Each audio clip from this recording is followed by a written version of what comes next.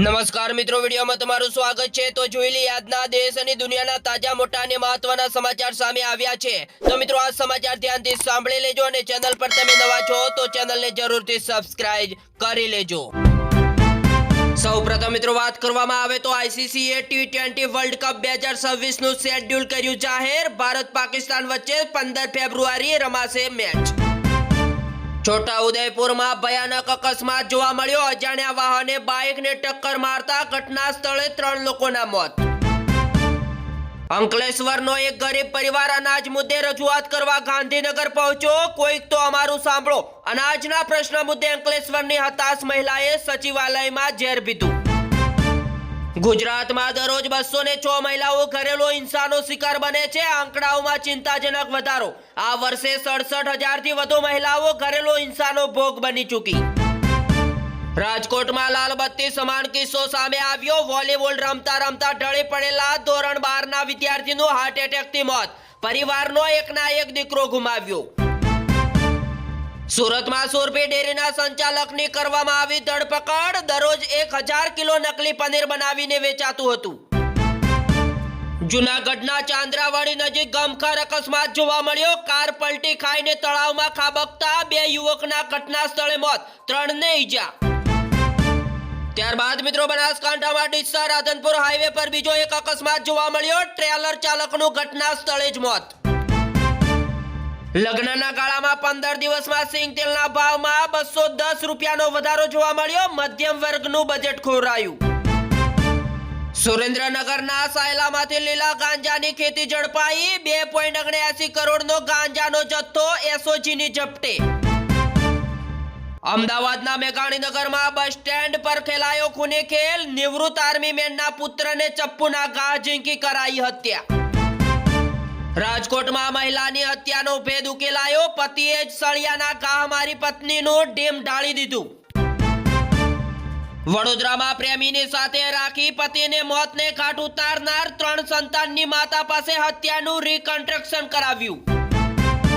ત્યારબાદ મિત્રો વડોદરા બીએલઓના સમર્થનમાં આપ નેતાનો અનોખો વિરોધ જોવા મળ્યો। જાહેરમાં શરીર પર કોયડા ઝીંકી સરકારને જગાડવાનો પ્રયાસ।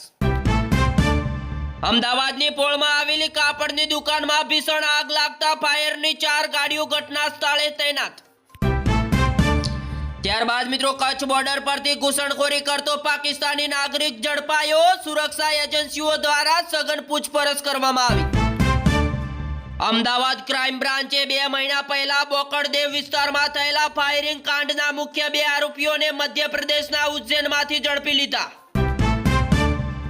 ચૂંટણીની નિષ્પક્ષતા જોખમમાં સીએમ મમતા બેનર્જી ચૂંટણી પંચના 2 નિર્ણયથી ચિંતિત। ઈસીને લખ્યો પત્ર। બાળ મંદિરના વિદ્યાર્થીને ટીચરે જાર પર લટકાવી દીધો। લેસન કર્યું નહોતું, રડતા રડતા છોડી દેતા વિનંતી કરતો રહ્યો, પરંતુ છત્તીસગઢનો શિક્ષણ વિભાગ દોડતું થયું। અમદાવાદમાં બનેલી ધર્મધજા રામ મંદિર પર લહેરાઈ। પીએમ નરેન્દ્ર મોદી ભાવુક થયા। મોદીએ કહ્યું સદીઓ જૂના ઘા હવે રૂઝાઈ ગયા। પીએમ નરેન્દ્ર મોદીએ કુરુક્ષેત્રમાં શહીદી દિવસ પર એક સિક્કો પણ જાહેર કર્યો। બેંગ્લોરમાં નકલી વૈદ્યની એન્જિનિયર સાથે 48 લાખની છેતરપિંડી। યૌન સંબંધિત સમસ્યા દૂર કરવા 20 લાખની જડીબુટ્ટી અને 17 લાખનું તેલ ખરીદ્યું હતું। યુપી બિહારના 77,000 ડિલિવરી કેસો પર અમેરિકનમાં મોટો રિપોર્ટ। પ્રાઇવેટ હોસ્પિટલો નવજાત શિશુઓ માટે જોખમી। 1000માંથી 51 બાળકોના મોત। સુરતના મહિલાએ રામલલ્લા સાથે પીએમ નરેન્દ્ર મોદી અને હીરાબાનું પેઇન્ટિંગ બનાવ્યું। પીએમને ભેટમાં આપવાની પણ ઈચ્છા। આજે પણ નલિયા 11 ડિગ્રી સાથે સૌથી ઠંડુ શહેર જોવા મળ્યું। વહેલી સવારે રાત્રે ઠંડીનો માહોલ, બપોરે પછીનો ગરમીનો અનુભવ। 1 ડિસેમ્બર સુધી હવામાન શુષ્ક રહેશે। દિલ્હીમાં સરકારી અને પ્રાઇવેટ ઓફિસોમાં 50% સ્ટાફને વર્ક હોમના આદેશ। વધતા પ્રદૂષણના કારણે લેવાયો મોટો નિર્ણય।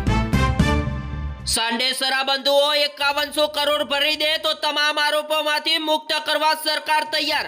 સરકાર અને સાંડે શરાબંધુઓના સેટલમેન્ટને સુપ્રીમને મંજૂરી।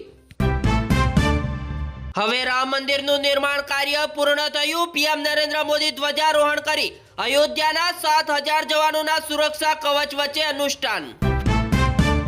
ત્યારબાદ મિત્રો ગઈકાલે રામ મંદિર પર ચડાઈ અમદાવાદમાં તૈયાર કરાયેલી ધર્મધજા પીએમ નરેન્દ્ર મોદી અને સાધુ સંતો થયા સામેલ 4000 કિમીનું અંતર હોવા છતાં 24 કલાકમાં જ ગુજરાત કેવી રીતે પહોંચી ઇથિયોપિયાના જ્વાળામુખીની રાખ। અયોધ્યામાં સદીઓ બાદ રામ મંદિર પર લહેરાઈ ધર્મધજા વિશ્વભરના રામ ભક્તો થયા ભાવુક। ત્યારબાદ મિત્રો અયોધ્યાના શ્રી રામ મંદિરની ધ્વજાના પ્રથમ દર્શન સોનાથી મઢેલો છે ધ્વજદંડ।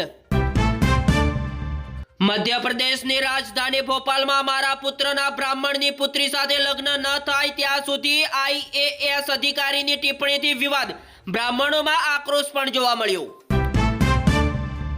દરેક બ્રેકઅપને દુષ્કર્મ ન કહેશો, સુપ્રીમ કોર્ટે કાયદાના દુરુપયોગ અંગે ચિંતા વ્યક્ત કરી। તો હાલ અત્યારે બીજા એક સૌથી મહત્વના સમાચાર મળી રહ્યા છે। કડકડતી ઠંડી વચ્ચે ભારત પર વાવાઝોડાનો ખતરો, આગામી 5 દિવસ માટે ભારે વરસાદની પણ આગાહી કરવામાં આવી। તમિલનાડુ, કેરળ અને આંધ્રપ્રદેશ રાજ્યોમાં સૌથી વધુ વરસાદની આગાહી। કોંગ્રેસના છેલ્લા કિલ્લામાં ઘમસાણ જોવા મળ્યો, સીએમની ખુરશી માટે થતી ખેંચતાણમાં હવે શું કરશે હાઈકમાન્ડ? ગુજરાત સહિતના રાજ્યોમાં જ્વાળામુખીની રાખની અસર જોવા મળી, જાણો કેટલા સમય સુધી રહેશે વાદળ? અમે પૈસા કમાવા માટે સત્તામાં નથી આવ્યા, અમે પુણ્ય કમાયા, પંજાબમાં બોલ્યા કેજરીવાલ।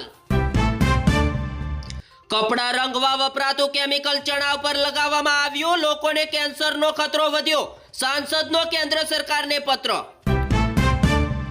ત્યારબાદ મિત્રો ઇથિયોપિયાના જ્વાળામુખીની રાખ 4500 કિલોમીટર દૂર દિલ્હી પહોંચી, રાજધાનીનું વાયુ પ્રદૂષણ વધી શકે તેમ।